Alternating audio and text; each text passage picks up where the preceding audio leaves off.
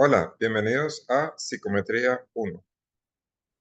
La planificación es la clave del éxito. Sueña, haz que suceda. Bienvenidos a nuestra Universidad Bicentenaria de Aragua y a nuestra materia de Psicometría 1, en lo que refiere en el presente video al núcleo temático 3 y 4. Mi nombre es Oswald Carvajal. Bienvenidos. Hablaremos entonces en la primera parte o el segmento de este video del núcleo temático 3, que trata sobre la unidad temática denominada confiabilidad. En este particular, en psicometría 1, tanto la unidad temática 3 como la unidad temática 4 tratan el mismo tema de confiabilidad bajo un solo bloque, pero dividido en dos segmentos. Vamos a ver el primero de ellos. Vamos a hablar entonces del plan de evaluación del curso, de la bibliografía recomendada y obviamente sobre nuestra unidad temática 3. Estamos en la actividad síncrona número 2, la segunda y última de este segmento de curso, en la cual buscamos analizar la calidad técnica de los test psicológicos, escalas y cuestionarios, tomando como base los cálculos referidos a la confiabilidad y validez. Esto lo vamos a medir a través de un cuestionario que se corrige a través de un registro de observación y que, conforme a nuestra sumativa número 2, vale un 50% de la nota que complementa junto con la sumativa número 1 el 100% de nuestra nota de curso. Como lo dije anteriormente, el tema es la confiabilidad y buscamos analizar la calidad técnica de los test psicológicos, escalas y cuestionarios, tomando como base los cálculos referidos a confiabilidad y validez.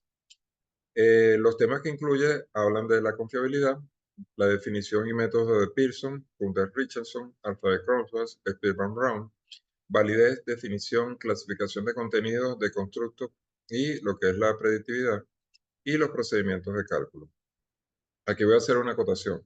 Esta parte requiere, como les había anunciado en la clase pasada, de repaso de los conceptos estadísticos que ustedes manejaron en la cátedra de estadística. Sobre todo porque son métodos en los cuales les doy una fórmula estadística y ustedes tienen que desarrollarla. Se da por entendido que saben desarrollar una fórmula estadística. Lo que les voy a presentar son las fórmulas y el para qué o cuál es su utilidad.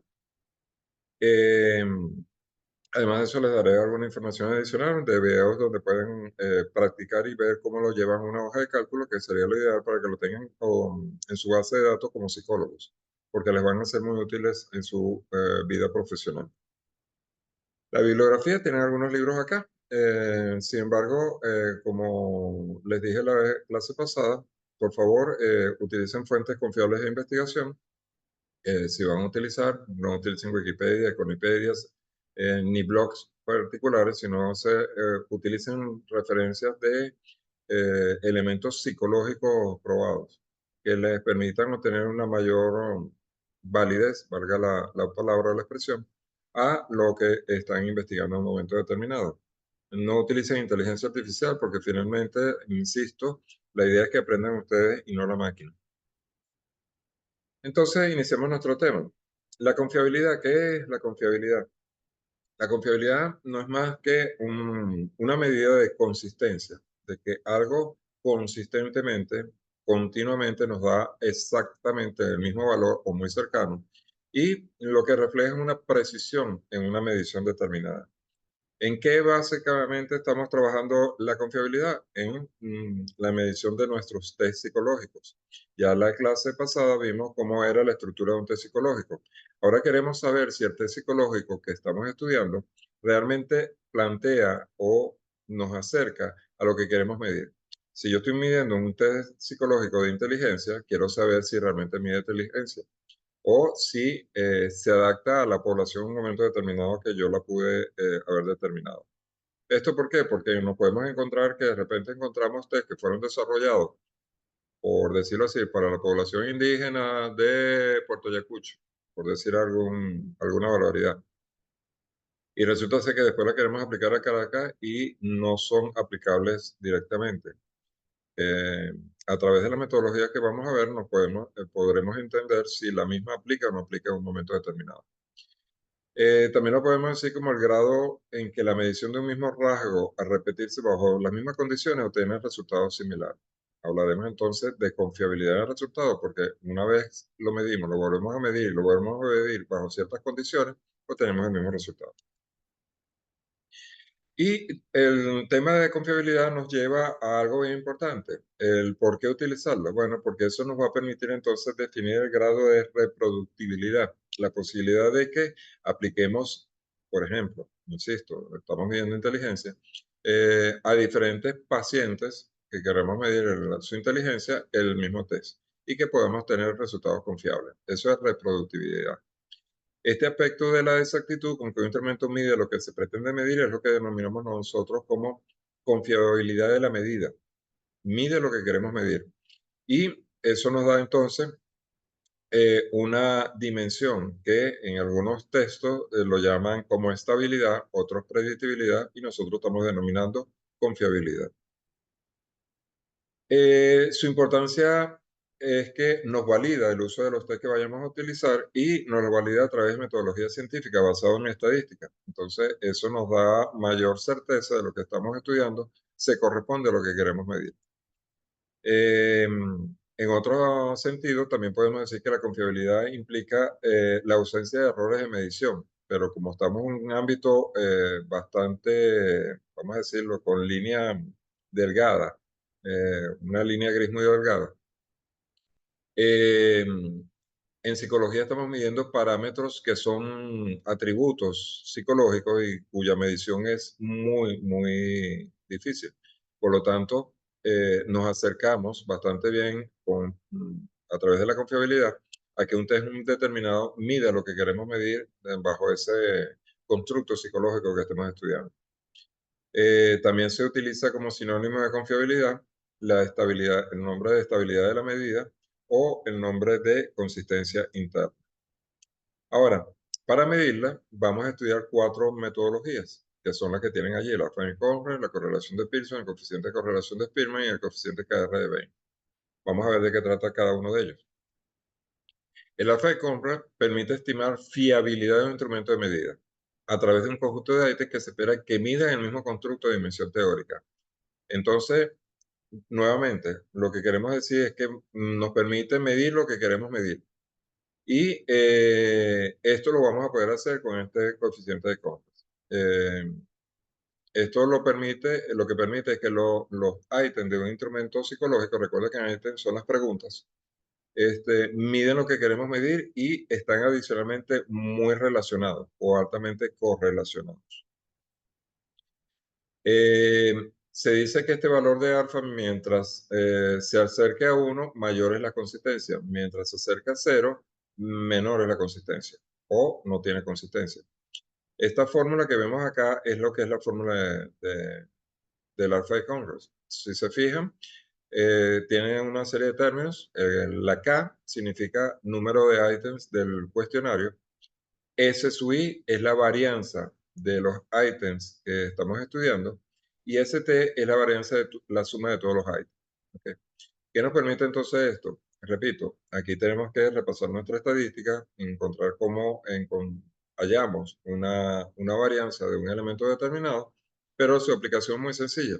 Lo que hacemos es que una tabla de datos, hacemos una ampliación de la misma, encontramos su varianza, encontramos la varianza de todos los ítems y simplemente aplicamos la fórmula. Repito, ese valor, en el caso del índice de Conrad, va desde 0 hasta 1. No se pueden obtener valores fuera de ese rango. Y según los autores, hay una cierta variabilidad en lo que consideran que es una consistencia alta, una buena, más o moderada o muy baja. Yo tomé esta escala de George y Mallory, que me parece bastante adecuada, y decimos que tenemos una confiabilidad alta, o sea que el instrumento mide realmente lo que yo quiero medir con altísima probabilidad si alfa vale entre 0,8 y 1. Es buena entre 0,6 y 0,8. Moderada, puede ser que sí, puede ser que no, entre 0,4 y 0,6. Y ya empezamos a tener valores no deseados de 0,4 hacia abajo. Luego tenemos el coeficiente de Pearson que calcula el efecto de cambio de una variable cuando otra variable cambia. Aquí entonces en la correlación de Pearson no tenemos una variable, tenemos dos variables y tenemos los datos de las mismas. Y lo que queremos ver es cómo esas dos variables se interrelacionan entre sí. Esta relación se puede obtener valores positivos o negativos. Una terminología que se emplea en el caso de Pearson, que tiene que ver con terminología estadística es que hablamos de dos conceptos, uno denominado fuerza y otro denominado dirección. La fuerza es cuánto varía una variable debido al cambio de otra. Sus valores van desde -1 hasta +1 y en sus extremos, entre -1 y +1, indican una correlación muy fuerte entre las variables. Quiere decir que las variables están muy relacionadas, tienen que ver una con la otra y cuando yo modifico una, la otra se altera inmediatamente. Por ejemplo, en esta gráfica que vemos acá, esto que dibujamos acá de esta forma, es una correlación positiva, va ascendiendo. Si la línea viniera en este sentido, es una correlación negativa. Decimos que la correlación es fuerte cuando sus valores son muy cercanos, como en este caso, a una línea central de datos. En este caso tenemos una correlación moderada en la cual tenemos una línea central y valores que están dispersos a través de la misma, pero que no todos son muy cercanos a la misma. Si tuviéramos valores por acá, diríamos que la correlación es muy débil. También tenemos el concepto de dirección, que indica lo positivo o lo negativo en la variable. Entonces, repito, si es positiva es que es ascendente, si es negativa es disminuye. Acá tenemos entonces lo que es la fórmula, perdón, la fórmula de Pearson. Es esta fórmula que tenemos aquí. R igual a SXY sobre ESX, ¿Qué significa todo esto? Partamos del principio. Lo primero que encontramos es el promedio de una de las variables, el promedio de la segunda variable, y luego encontramos la desviación de la primera variable, la desviación de la segunda variable con las fórmulas tradicionales de estadística, y luego aplicamos la variación combinada, que no es más que la aplicación de esta fórmula que tenemos acá. Los x menos los x promedios elevado al cuadrado por los y menos los y promedio al cuadrado, la sumatoria de ellos dividido entre el número de elementos que estoy estudiando, el número de variables. Luego lo que aplico es esa fórmula de ese x, y, la divido entre el producto de los valores individuales de x y y. Eso nos da un valor. Esos valores, repito, van a dar entre -1 y 1. ¿Cuándo tenemos entonces fuerza positiva o cuándo tenemos una alta confiabilidad? Repito, cuando los valores se acercan más a los valores extremos. En este caso, en esta metodología, se dice que de 0.5 a 1 o de menos 0.5 a -1. Tienen correlación positiva, fuerte.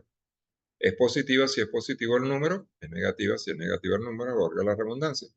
Mediana si va de 0.3 a 0.5 o de -0.3 a -0.5. Y valores inferiores a 0.3 se dice que es pequeña o inexistente si es el caso del 0. Luego tenemos la coeficiente de correlación de Spearman, que es una medida de correlación semejante al coeficiente de Pearson y que nuevamente mide la relación entre dos variables aleatorias y en este caso continuas. Nuevamente, existe la posibilidad de oscilar entre -1 y +1. Si es 0, implica que no existe correlación como tal. En este caso, la fórmula es esta rho. Rho es 1 menos 6 veces la sumatoria de D. D es la diferencia entre los correspondientes estadísticos de orden X menos Y. Tomamos cada valor de X y lo restamos de Y esa diferencia lo elevamos al cuadrado y encontramos toda la sumatoria de ellos. Y n es el número de pareja de datos. Aquí hay una consideración. Se debe considerar el número de orden de los valores que son idénticos en la medida de los números de orden que le corresponda si no lo fuera. Entonces, en esta metodología particularmente nosotros tenemos que hacer una separación de valores que van entre si los valores son pares o impares. Esta correlación de Spearman es una medida de asociación lineal entre dos variables cuantitativas, me indica cómo dos variables pueden relacionarse entre sí o cuán cercanos son entre ellas. Y se usa cuando obviamente comparo dos variables continuas o discretas entre sí.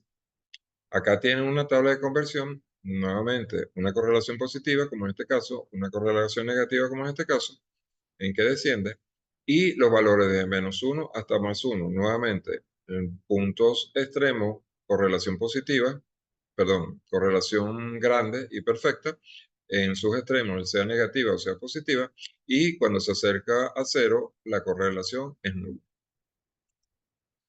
Luego tenemos el coeficiente KR de Kunder-Richardson, en el cual se encuentra con esta expresión, en donde KR es el coeficiente de confiabilidad que nos muestra este procedimiento. Cada minúscula es el número total de Einstein que lleva el instrumento, cuántas preguntas se están midiendo. BT es la varianza total de todas las variables. SPQ es la sumatoria de las varianzas de los ítems. Se suma todas las varianzas de los ítems. P es T sub R entre N, donde T sub R es el total de respuestas correctas que tuvo el instrumento entre el número de sujetos participantes. Q es 1 menos P, 1 menos este valor. Estos valores es lo que tenemos acá. Sumatoria de P por Q entre BT multiplicado por K sobre K menos 1. Si este valor nos da inferior a 0.5 es inaceptable. Si nos da cercano a 1 es excelente. Se considera bueno entre 0.8 a 0.9, aceptable entre 0.7 y 0.8 y ya de ahí abajo comienza a ser muy pobre la correlación entre las variables y por lo tanto su confiabilidad se pierde.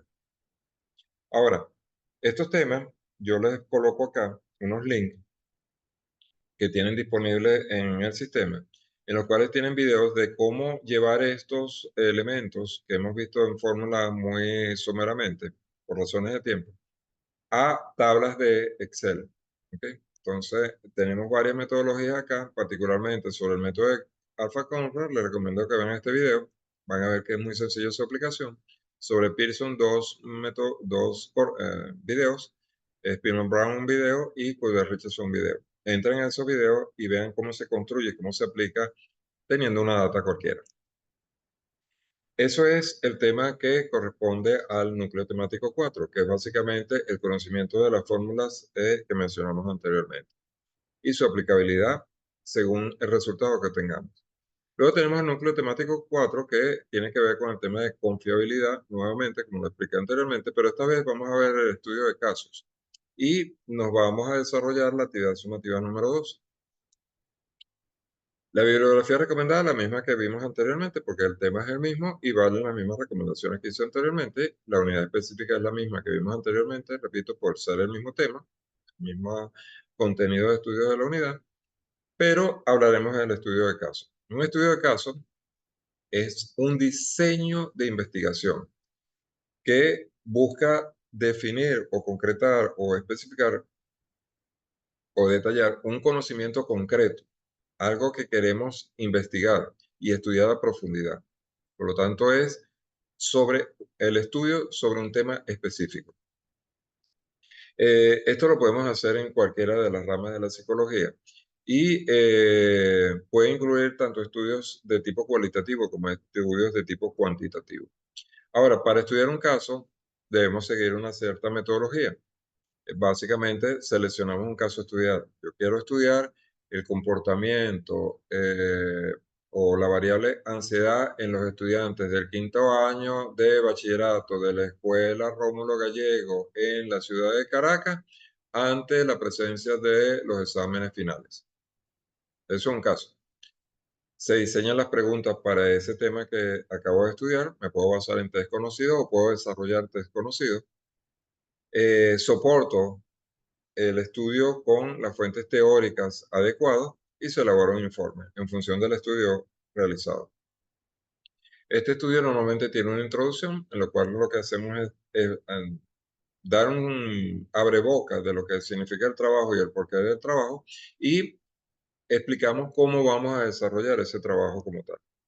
Luego viene el estudio del caso común sí, que normalmente incluye una impresión diagnóstica en el cual se indica a través de los manuales existentes en psicología cuáles son los criterios diagnósticos de esos rasgos observados. Recuerden que estos estudios de casos se aplican en casos de psicología, lo estamos estudiando desde ese punto de vista, y que pudieran generar criterios, un primer criterio, un segundo criterio a estudiar o evaluar, o un tercero, depende de lo que estemos estudiando. Luego se desarrolla un plan de sesión terapéutica, cómo vamos a resolver o a conducir a nuestro paciente a resolver una problemática, si fuese el caso, en la cual le describimos por sesión terapéutica cuál es el objetivo, la actividad y cualquier otra observación que queramos señalar con respecto al caso que estamos estudiando. Se presentan las conclusiones, qué fue lo que logramos o no logramos en un momento determinado, se hacen las recomendaciones respectivas para mejorar el estudio, para continuar el estudio, y se hace la reflexión del aprendizaje. Aquí me detengo. La reflexión es, y eso lo utilizamos en el primer trabajo también, es detalle de la experiencia personal. ¿Qué aprendimos de este trabajo? ¿Qué nos dejó? ¿Qué podemos esperar en el futuro de este trabajo, pero desde mi punto de vista personal, desde lo que yo, desde el yo? Visto esto, entonces entramos a la sumativa 2. La sumativa 2 es un cuestionario eh, que básicamente está conformado por 10 preguntas que están definidas o predefinidas en la base de datos, el banner de preguntas que está colocado en el sistema. Sobre 30 preguntas, el sistema aleatoriamente selecciona 10 de ellas. Esas 10 preguntas que le hace a María no necesariamente es las mismas 10 preguntas que le hace a Pedro. Entonces tengan cuidado. Inclusive, dentro de una misma pregunta pueden variar las opciones. Entonces, no se pueden intercambiar las preguntas uno a otro. Cada quien tiene su propio examen. Las instrucciones deben consultar el material de apoyo, leer cuidadosamente cada pregunta, asegurarse de que comprenden la misma antes de responder y no llevar mucho tiempo, ya que disponen de una hora máximo para responder las 10 preguntas.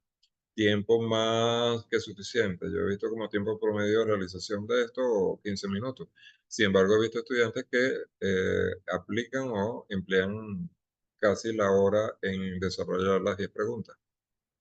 Revise las respuestas antes de enviarlo y de tal forma de asegurarse de que está dando lo que realmente quiere contestar.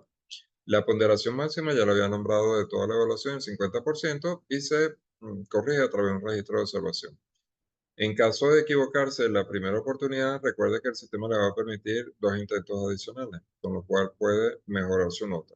Al final se va a tomar la mayor de las calificaciones. La fecha de entrega de este cuestionario empezó el 8 de agosto y termina el 1 de septiembre hasta la medianoche, con una fecha límite de ese mismo 1 de septiembre hasta las 9 hasta la medianoche, hora de Venezuela. No hay prórroga bajo ningún concepto. Que se cayó el sistema, que hubo un apagón nacional, no hay excusa. Nosotros tenemos que entregar al día siguiente, más tardar en 48 horas, todas las notas del sistema. Y se corrigen todos los trabajos que eventualmente conforman el grupo de estudio. Cualquier duda o pregunta, ya no tenemos la oportunidad de interactuar solo con esta clase a través de estos videos. Entonces tenemos que acudir al foro de dudas o a la mensajería, que es la forma más usual de intercambio, la cual con mucho gusto contesto sus preguntas.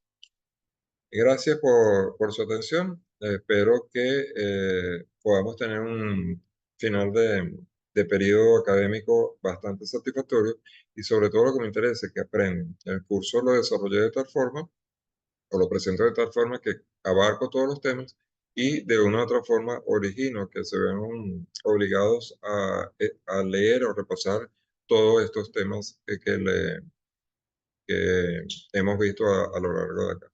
¿De acuerdo? Agradezco entonces la atención y los espero a través de la mensajería.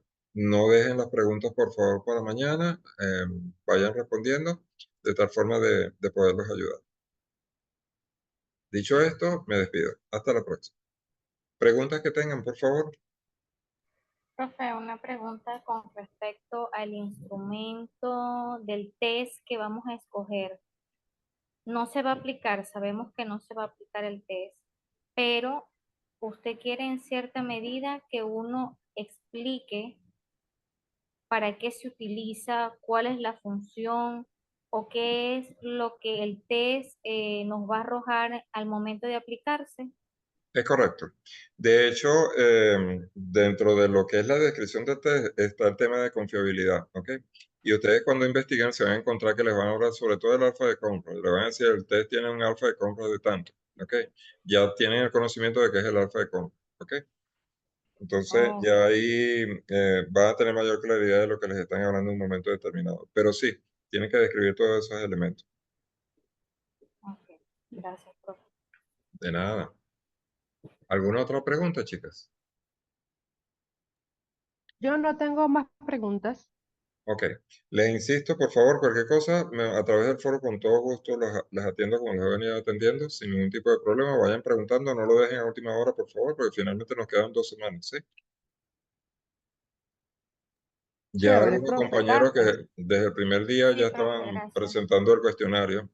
Algunos compañeros bastante avanzados se fueron al cuestionario sin haber visto ni siquiera la No, primera bueno, parte de yo la materia. espero esta semana salir del cuestionario, todavía estoy con el trabajo ahí de saber.